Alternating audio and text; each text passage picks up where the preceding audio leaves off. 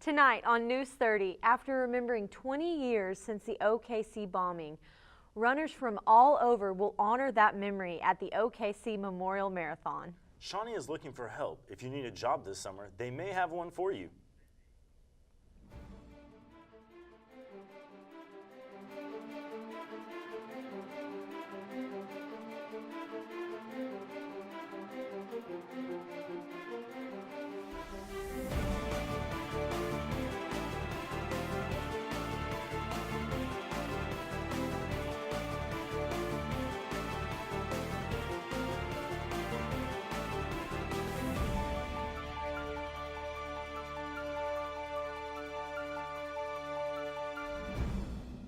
Welcome to News 30. I'm Lindsay Skinner. And I'm Jake Nelson.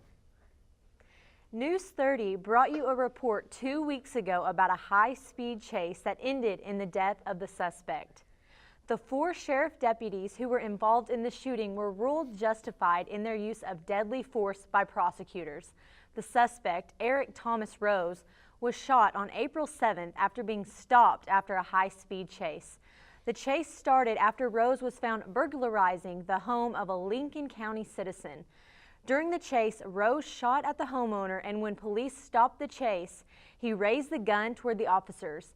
OSBI investigated and found Rose still had 2 live rounds in the weapon, and the district attorney found that the officers were within their legal rights in use of deadly force. This past weekend, Oklahoma honored the memory of those fallen in the OKC bombing at the memorial. News 30's Nicole Smith sat down with one individual who shared his personal experience of that day. It's been 20 years since Timothy McVeigh used a homemade bomb to blow up the Murrah building in Oklahoma City. Last weekend, the city honored the victims of the bombing at the OKC Bombing Memorial. Former President Bill Clinton led the ceremony. Former fireman Alan Hauk actually visited the memorial with his college-age granddaughter, who was there to work on a school project the day before the ceremony to show her where he and his fellow firefighters worked after the bomb exploded and threw Oklahoma City into chaos. Well, I was showing her where the major of the damage was, where we went when my first shift actually at the bombing was down in the tunnels and crawling through the tunnels to see if we could find anybody alive in those, and we never did. And then while we were in the tunnels, there was welders above us trying to support the floors so they wouldn't come down on us. But we did that for 2 days, and then after 2 days we went to a recovery mode rather than a rescue mode. And I was showing her where these locations were and what transpired, where the explosion actually went. Hillary Parr, Hauk's granddaughter, has this to say about her experience with her grandfather. Growing up, I always knew that he was a fireman. He retired when I was still kind of young, so I don't remember a whole lot of his years in the fire department, but in the last couple of years, kind of realizing really like he worked this and he saw a lot of things was really hard. So I kind of made it my goal to always be really thankful. I always try to call him or go see him on the anniversary because I know that he probably saw some really hard things. But right after I did this project, I just kind of sat down and realized, like, my grandpa really is a hero, and he really does put his life on the line, and I know that he probably saw some hard things, but that was his job, and he never thought twice about it. He went in there and just did what he was supposed to do and what he was called to do. I'm Nicole Smith, News 30. After the anniversary of the OKC bombing this past weekend, more people are going out to run in remembrance at the OKC Memorial Run. News 30's own Laura Hickman and her family will be taking part in the run this weekend. Nicole Smith caught up with Laura earlier this week. Well, besides the fact that, it's like a family thing that we do, definitely just running for or in memory of the victims. I mean, I didn't know anyone personally, and I mean, it happened exactly a week before I was born, but it's still cool just to remember what happened, and it's kind of a humbling experience to especially run through the memorial. The city of Shawnee is now hiring lifeguards. Though the city pool is undergoing improvements, there is employment opportunity waiting. If you are needing a job, they are hiring for the Shawnee Splash. To apply, you have to have your current lifeguard certification. But if you don't, but would like to be certified, there are classes you can take. To get more information about the classes, you can contact Kelly Foster at shawneeok.org. If you'd like to submit your application, you can go to the employment opportunities at shawneeok.org. Another great show is coming to Oklahoma Baptist University's campus. Here's News 30's Reagan McGowan with more. Starting April 30th, The Glass Menagerie will show at the Craig Dorland Theater at Oklahoma Baptist University. The Glass Menagerie is a classic play written by Tennessee Williams, which tells the story of three family members trying to survive and thrive in 1930 St. Louis. It gives the audience a clear look at a family trying to provide a promising future for themselves. The production is directed by Dr. Jeffrey Wells and is performed by 3 OBU students as well as Professor Vicki Ellis. The show runs through Sunday, May 3rd, with performances at 8:30 on April 30th, May 1st, and May 2nd, and with afternoon performances on May 2nd and 3rd at 2:30. The performance on May 1st will end with a talkback session featuring a panel of 3 Oklahoma Baptist University professors. I'm Reagan McGowan reporting for News 30. Well, if you've been making efforts in your health by riding a bike as the weather has gotten warmer, you may need to check that same bike so it doesn't injure you. Trek is recalling almost 1 million bikes because of an incident that paralyzed a rider. The problem is caused by a quick release lever on the front of the bike can cause the wheel to stop moving or even be removed off the frame. The bike was made from 2000 to 2015, and the part having issues was made in China and Taiwan. Trek said they will replace this bike model for free. Congress unanimously votes on a new human trafficking bill and hope to help put an end to it in the states. And after a fatal shooting in Tulsa, law enforcement is looking into training changes for reserve deputy officers. Next. Violence has broken out in Yemen, and American citizens are stuck in the war zone forming over there. Countries like Russia, Indonesia, Algeria, and India have already evacuated their citizens, but the U.S. has yet to send aid to evacuate ours.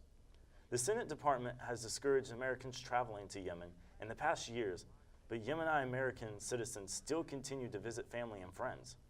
Hundreds are now stuck in the war zone that's building around the city of Aden.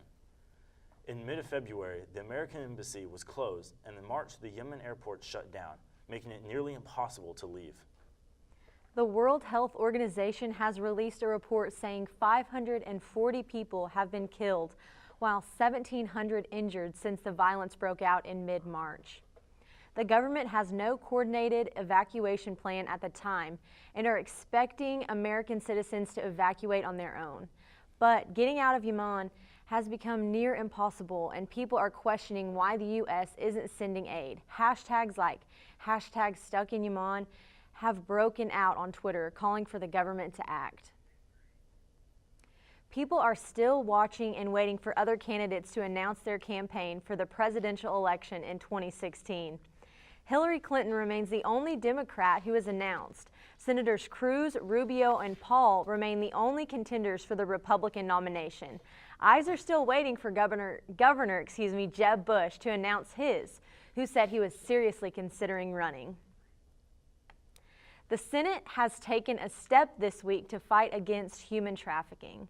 A bill was unanimously approved, and the voting battle ended between Republicans and Democrats, who were in disagreement over an amendment on the bill that dealt with funding abortions. The vote also ended the deadlock on confirming Loretta Lynch as the new Attorney General, which was announced officially today. Republicans had been delaying this confirmation until the Senate finished the anti-trafficking bill. A mental exam has been issued for 21-year-old Isaiah Marin, who was charged with first-degree murder for the machete attack on October 29th in Stillwater. Jacob Andrew Crockett died from the attack. Prosecutors are seeking the death penalty, but Marin's attorney filed an application for the mental exam last week. Payne County District Judge Catherine Thomas ordered the test after examining the application. Changes are coming to retired law enforcement officers. The leader of the Council of Law Enforcement and Training, Steve Emmons, is calling for change after the shooting in Tulsa involving the reservist Robert Bates. Bates fired his weapon while on duty, mistaking his handgun for his stun gun, killing Eric Harris. The law was changed before the shooting to require a one-day course, but older reservists like Bates were grandfathered in. As efforts are being made to improve training, Bates appeared in court this week, pleading not guilty. Nearly 8 million cases of bird flu were found in 13 states since December. 7 million of those cases just this month. Most cases have occurred at commercial poultry farms, and officials say there is a small chance of transmission of the disease to humans. These found cases will end in euthanizing 7 million hens after the virus was found in commercial farms in Iowa and Minnesota.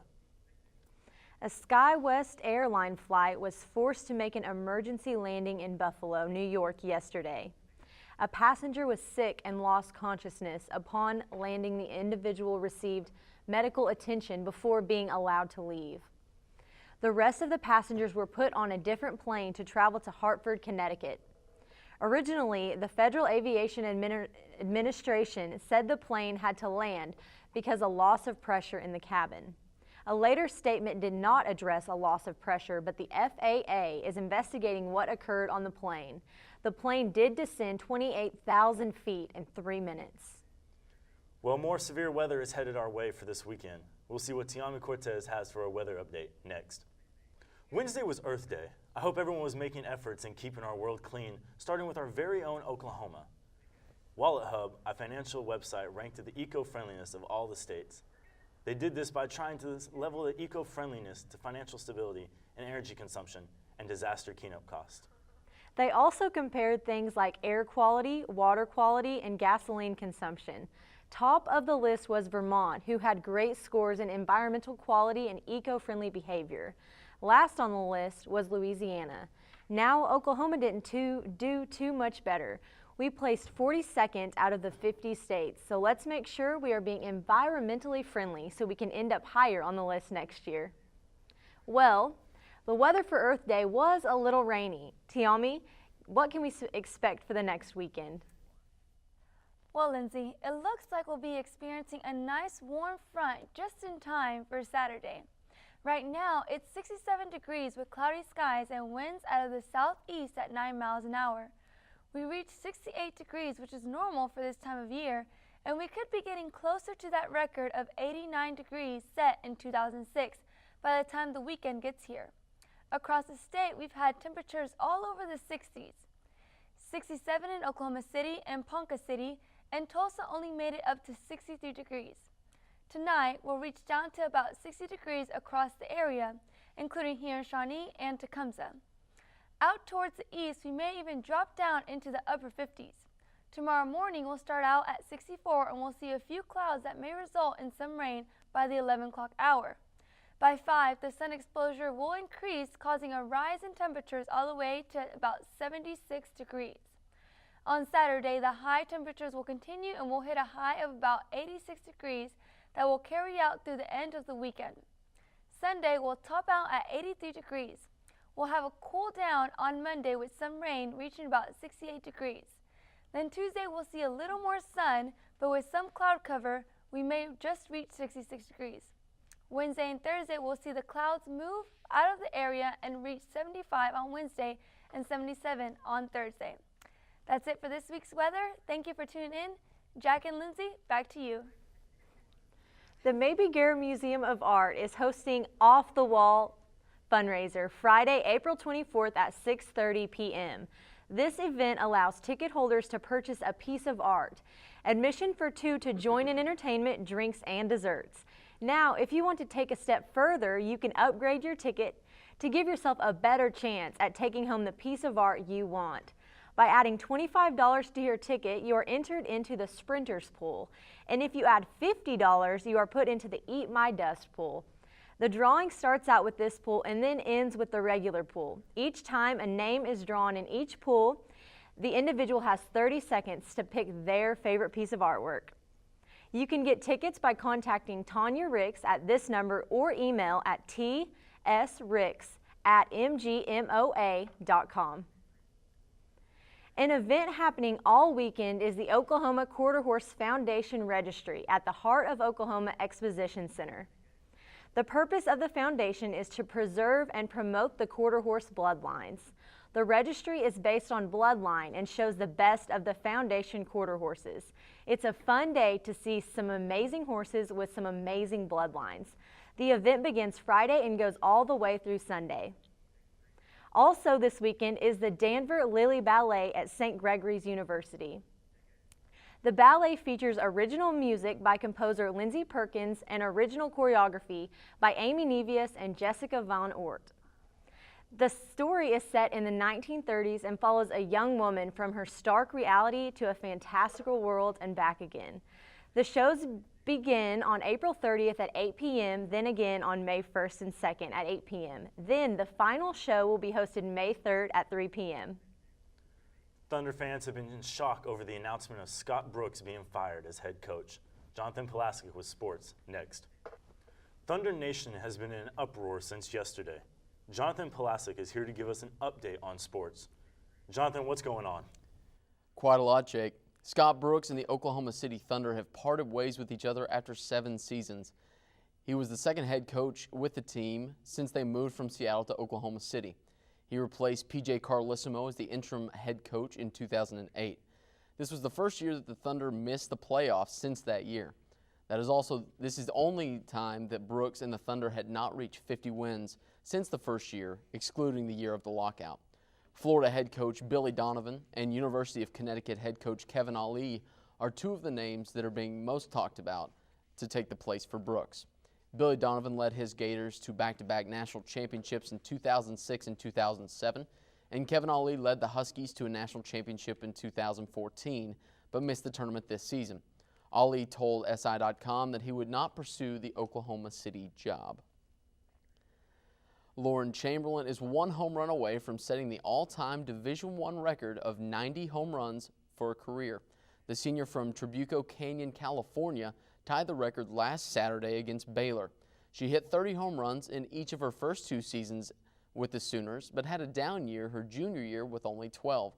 She has 18 this season, and she will have her opportunity at the record this weekend as they play a 3-game series with the Lady Jayhawks of Kansas. Blake Griffin and the Clippers were back in action again last night against the defending NBA champion San Antonio Spurs. The Clippers held a 1-0 series lead going into yesterday. Pick it up into the fourth quarter. Chris Paul had a chance to win it for him. Tim Duncan guarding, puts it up at the buzzer. No good, but Blake Griffin misses the tip, so they would take it into overtime, tied at 94. Now in overtime, 3.5 left. J.J. Redick finds Blake Griffin with the monster slam to get the Clippers within 1. Following possession now, Tim Duncan, Mr. Sandman himself, with the crazy circus shot down inside to put the Spurs back up by 2. Matt Barnes misses this 3 with 1.5 minutes left, and Kawhi Leonard's going to find Patty Mills out on the runout. 2 more points for the Spurs, and that would be a 4-point lead at that point. Final chance for the Clippers. J.J. Redick puts up a 3. No good, and the Clippers will be forced to foul. The San Antonio Spurs would go on to win 111-107, and they will knot up the series 1 apiece going into Game 3 tomorrow night at 8:30 in San Antonio. That is all for sports this week. Jake, Lindsay, back to you. Everyone has their favorite superhero, right? Right. What if that superhero was right outside your window? Some children at Our Lady of the Lake Children's Hospital in Baton Rouge, Louisiana, received an exciting surprise when superheroes were rappelling outside their windows, washing them. The superheroes Batman, Superman, Iron Man, and Spider-Man joined forces on Monday to wash the windows. The special event was provided by Expert Window Cleaning, a Baton Rouge-based company. Well, this is the last show of the semester, but you can always rewatch shows and stories on our YouTube page by searching Shawnee News 30. And even though we won't be back until next semester, you can follow our social media by searching Shawnee News 30. This truly has been a great semester, and all of the crew from News 30 would really just like to thank all the live streamers and social media followers. On behalf of our director Tanner Messer and our producer Katie Gilbert, and really all of News 30, thank you so much for watching and have a great night.